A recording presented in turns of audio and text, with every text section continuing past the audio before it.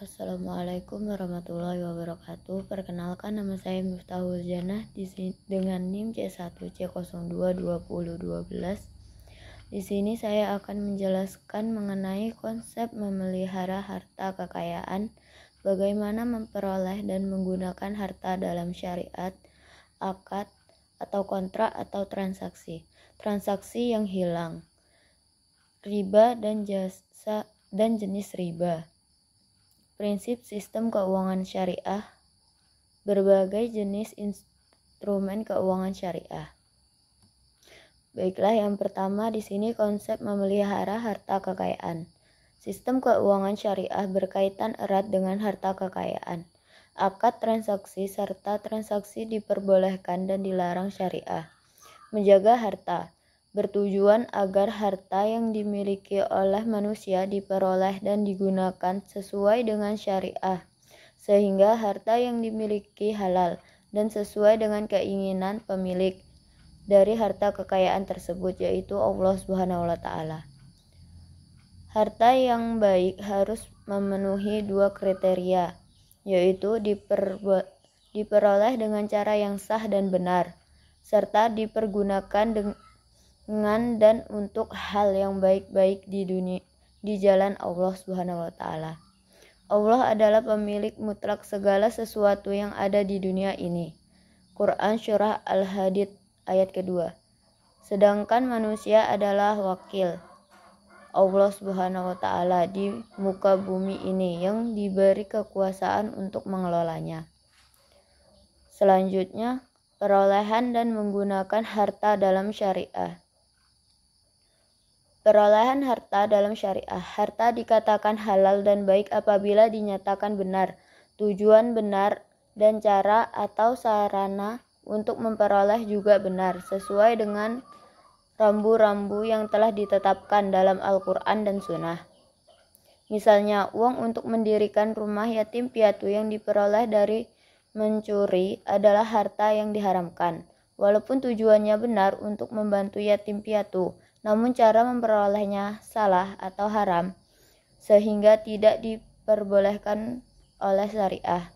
Contohnya adalah membeli menadah sebagai pencurian. Transaksi jual beli yang dilakukan adalah halal, namun karena objeknya tidak halal, maka transaksi ini pun tidak diperbolehkan syariah. Jadi walaupun harta digunakan untuk kebaikan namun diperoleh dengan cara yang tidak baik, maka tetap tidak bernilai di sisi Allah Subhanahu wa Ta'ala. Penggunaan harta dalam syariah. Dalam menggunakan harta, manusia tidak boleh mengabaikan kebutuhannya di dunia. Namun di sisi lain juga harus cerdas dalam menggunakan harta untuk mencari pahala akhirat. Ketentuan syariah yang berkaitan dengan penggunaan harta antara lain: yang pertama, tidak boros dan tidak kikir. Kedua, memberi infak dan sedekah. Ketiga, membayar zakat sesuai ketentuan. Keempat, memberi pinjaman tanpa bunga. Kelima, meringankan kesulitan orang yang berutang. Selanjutnya, akad atau kontrak atau transaksi. Akad dalam bahasa Arab al-aqd, jamaknya al-ud, berarti ikatan atau mengikat.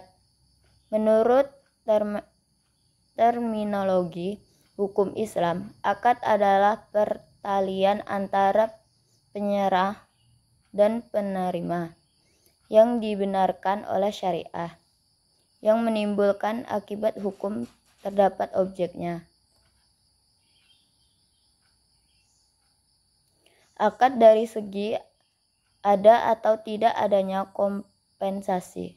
Fikih muzanalah membagi lagi akad menjadi dua bagian, yaitu akad tabarut dan akad tijarah atau muawadah. Akad tabarut adalah perjanjian yang tidak memperoleh laba, sedangkan akad tijarut merupakan akad untuk memperoleh keuntungan. Rukun dan syarat sahnya suatu akad ada 3, yaitu sebagai berikut. Pelaku, yaitu para pihak yang melakukan akad. Objek, akad merupakan sebuah konsekuensi yang harus ada saat dilakukannya transaksi. Yang ketiga, ijab qabul merupakan kesepakatan dari para pelaku dan menunjukkan mereka saling ridho. Selanjutnya, riba dan jenis riba. Riba berasal dari bahasa Arab yang berarti tambahan, berkembang, dan membesar.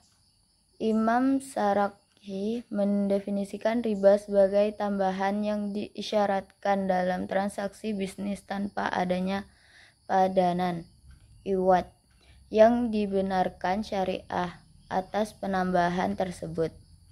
Larangan riba dalam Al-Quran dilakukan melalui 4 tahap sebagai berikut. Tahap 1, Al-Quran Surah Ar-Rum ayat 39.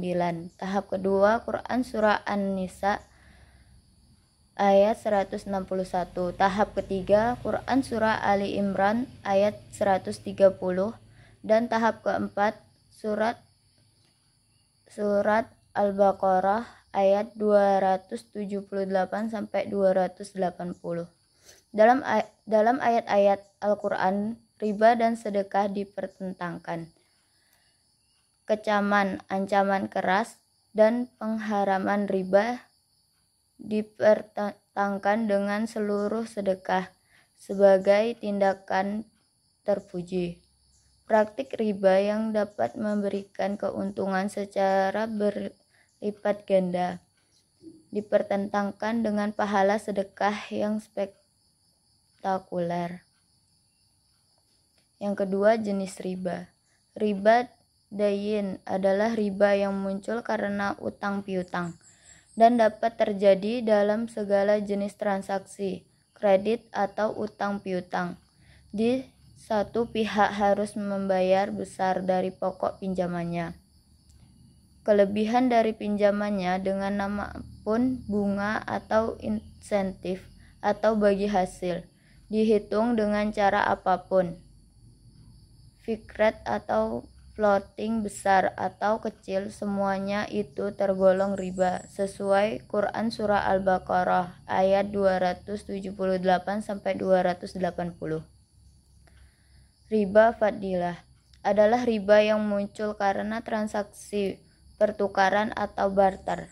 Riba jenis ini dapat terjadi apabila terdapat kelebihan atau penambahan pada salah satu dari barang ribawi atau barang sejenis yang dipertukarkan, baik pertukaran yang dilakukan dari tangan tunai maupun kredit. Prinsip sistem keuangan syariah. Prinsip-prinsip syariah dalam sistem keuangan syariah yaitu yang pertama, kebebasan berinteraksi yang didasari oleh prinsip suka sama suka dan tidak ada pihak yang terzalimi dan didasari akad yang sah. Di samping itu tidak boleh ada transaksi produk yang diharamkan.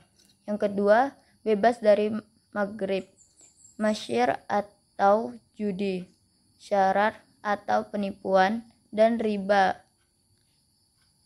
pengambilan tambahan dari harga secara batil. Yang ketiga, bebas dari pengendalian, rekayasa, dan manipulasi harga. Yang keempat, setiap orang berhak mendapatkan informasi yang berimbas, memadai, dan akurat agar terbebas dari ketidaktahuan dalam bertransaksi. Kelima, para pihak yang bertransaksi harus mempertimbangkan kepentingan pihak ketiga yang mungkin dapat terganggu sehingga pihak ketiga diberikan hak atau pilihan. Yang keenam, transaksi berdasarkan apa kerja dan solidaritas yang saling menguntungkan. Yang ketujuh, transaksi dilaksanakan demi mewujudkan kemaslahatan manusia. Kedelapan, mengimplementasikan zakat.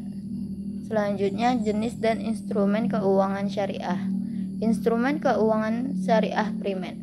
Berdasarkan teori akad sebagaimana dijelaskan dalam diformulasikan kontrak-kontrak keuangan yang kemudian dikenal dengan instrumen keuangan syariah. Yang pertama, mudharabah, yang kedua musyarakah, yang ketiga murabahah, yang keempat salam dan salam paralel, yang kelima istisna dan istina paralel, keenam ijarah dan ijarah mutahiyah bitamlik, yang ketujuh wadiyah, dan 8 masih banyak lagi. Instrumen keuangan syariah sekunder. Instrumen keuangan syariah sekunder banyak diaplikasikan pada lembaga keuangan dalam bentuk pasar modal. Ada berbagai macam instrumen pasar modal. Menurut Obaidullah, instrumen penting yang dapat diperdagangkan sebagai hasil pemikiran menurut hukum Islam di antaranya sebagai berikut. Yang pertama, dana mudharabah, yang kedua saham biasa perusahaan, yang ketiga obligasi muqarradah, yang keempat obligasi bagi hasil, yang kelima saham preferen. Sekian presentasi dari saya. Saya ucapkan terima kasih. Wassalamualaikum warahmatullahi wabarakatuh.